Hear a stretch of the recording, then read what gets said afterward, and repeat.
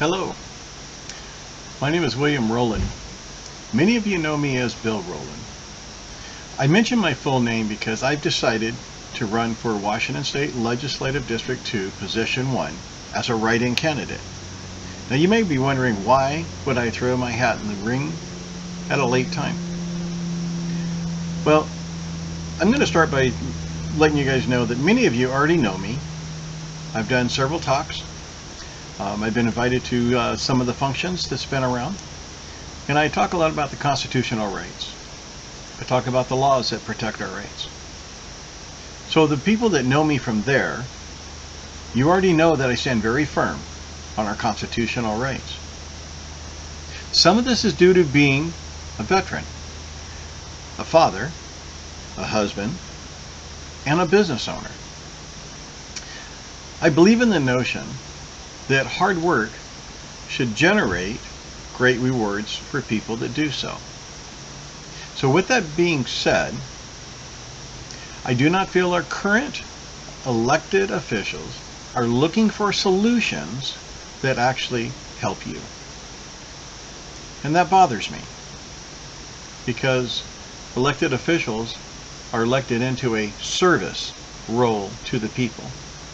It's in the Constitution that way, and that's the way it should be.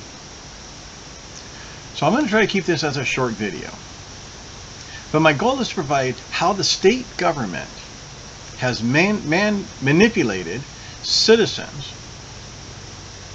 And I'm going to do this by talking about the $15 minimum wage that happened here quite a few years ago.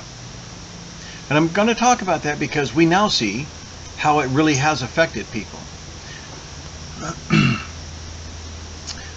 So, first of all, let's talk about what the supporters said about the $15 minimum wage.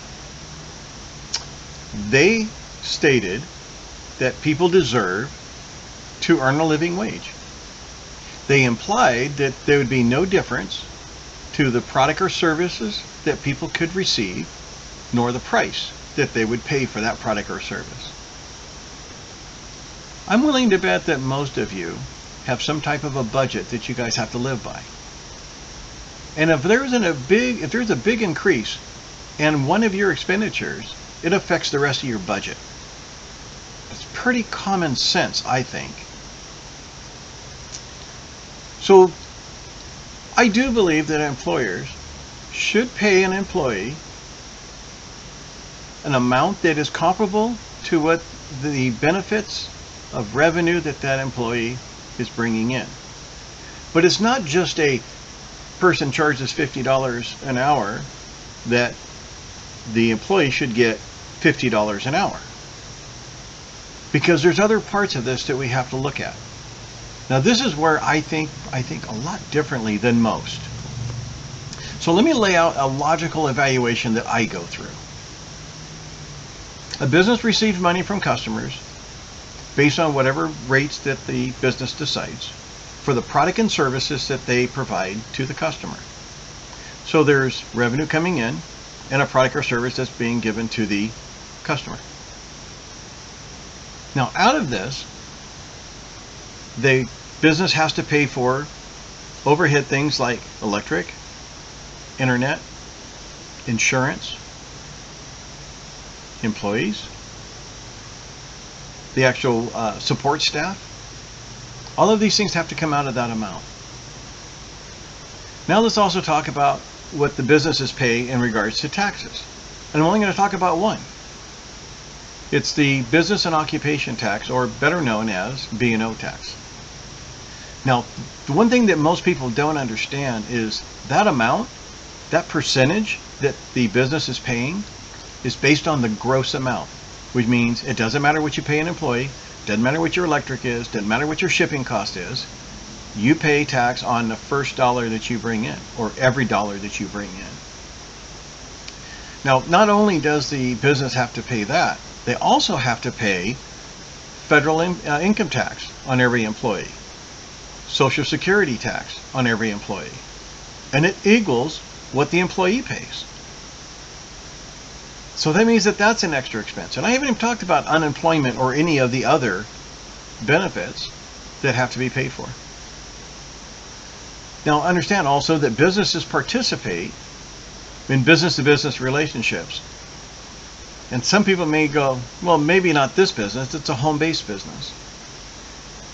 But the fact is that if you pay for electricity, if you pay for a cell phone, a home phone, or a business line, if you go out and you travel to a customer site, you've got gas, which has tax on it too. So all these things are going to add up, and so there's a lot of veins that actually feed into the cost of the business. Now, one thing that I want to make sure we understand here is that if minimum wage jumps by 30%, that's a pretty substantial increase. At a 30% increase, that means the people that were making 30% more than minimum are now in the poverty level. And you might be thinking that, well, that's not really true because now these people are making more money, so everybody wins. Let me cover that. So what I want to do is I want to take a little bit of time here and I want to explain how this whole thing works and why it doesn't help the employee that just went from $12.50 or whatever to $15. So because of things I already mentioned, the cost of electric will most likely go up. The cost of shipping will go up. The cost of the product that business sells will go up because it has to offset that extra expense. So when those go up, now the business pays more on B&O tax. And because the employee is making more, that means there's more in federal and Social Security because it's based on a percentage. Same thing goes with unemployment. So we see that there's a lot of extra taxes that are now coming to the business. So why is this so important, and why did I start out by saying that the government is not being fair to you on this? Well, I'm going to break it down in a very basic way. Now, of course, I'm not saying every single sentence, but I am trying to get you to understand how I make choices and how I evaluate stuff. Because it's outwardly focused. It's not something for me. It's putting it out there for you to make that decision. And that's one thing that I don't see a lot of. So, if you raise minimum wage, the product or service has to go up. Because the cost of that product or service did not go down when that happens. So now you're going to pay more in B&O and you're going to have to collect more in sales tax. Now this depletes the discretionary income from the citizens of the state. So now you've raised sales tax, you've raised B&O tax, you've raised unemployment tax. You're actually requiring more money to be withheld from for Social Security and for federal income tax. So now the actual product becomes a little bit less affordable for more people than you had before. Or the people that were making the 30% more now have to have a 30% pay raise to be able to maintain the lifestyle that they had. So as I present this, I think that you'll see that these increases did not help the working class, the people that are struggling on the lower wages. It helped the Washington State government pocketbook. I want to bring change to that. I want things when decisions are made, that they're made based on the oath that the individual takes as they enter office. That they are going to uphold the Constitution. They're going to protect your constitutional rights. And they're going to make decisions based on benefits for you and not the politician. I'm going to be doing several of these videos. And maybe you can tell, maybe you cannot. I am not a professional speaker.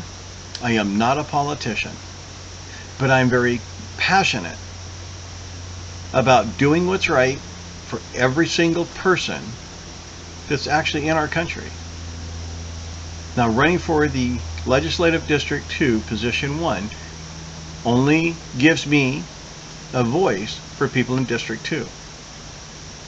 But I do believe that once people start seeing how our government should run, and they start reaping the benefits of good decisions, that more people will jump on board.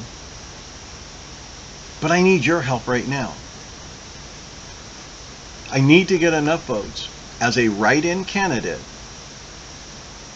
for Legislative District 2, Position 1, in order to make it to the general. And then I'm going to, between the primary and the general, I'm going to be out with everybody I can, help them understand what I see, and some of the ideas on how to fix those.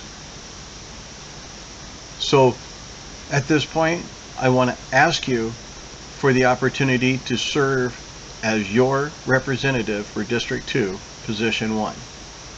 I appreciate the opportunity, and I'm open for communication through Facebook.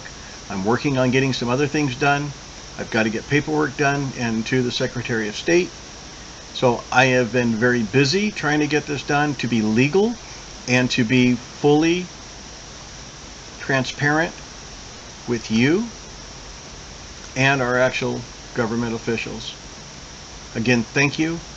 I appreciate this opportunity that you've given me to speak to you. I look forward to serving you and talking to you, and even if I'm not elected, I am still going to be here to fight for the rights of everyone. We need to do this together. So united we stand. Thank you.